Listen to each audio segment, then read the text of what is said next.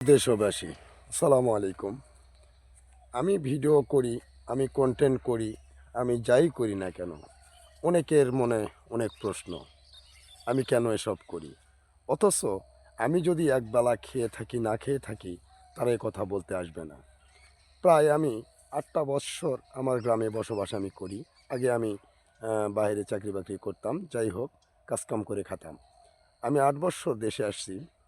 ৮ বৎসরের মধ্যে ৮টি পয়সা আমার গ্রামের লোক এবং আমার ভাই, ব্রাদার, আত্মীয়-স্বজনের কাছে কখনো আমি ধার পাই নাই। তারা নাকি বলে আমি কন্টেন্ট করি, আমি এটা করি, ওটা করি, এদের কাছে বলে খারাপ লাগে। আমি বুঝতে পারি না এদের কাছে খারাপ লাগার কারণটা কি? যারা আমাকে এক মুঠো ভাত দিয়ে পালতে পারবে না অথবা সাহায্য করতে পারবে না, তারা বলে নাকি আমি কেন এসব করি? তাদের বলে সম্মানে বাধে।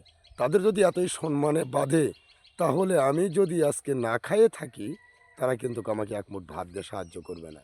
তাদের খুব খারাপ লাগে। তাদের উদ্দেশ্যে বলতেছি যে, ভুলেও এই কথাগুলা বলবেন না। সাহায্য করতে হলে আগে নিজেকে সংযত রেখে তারপর কথাগুলো বলবেন।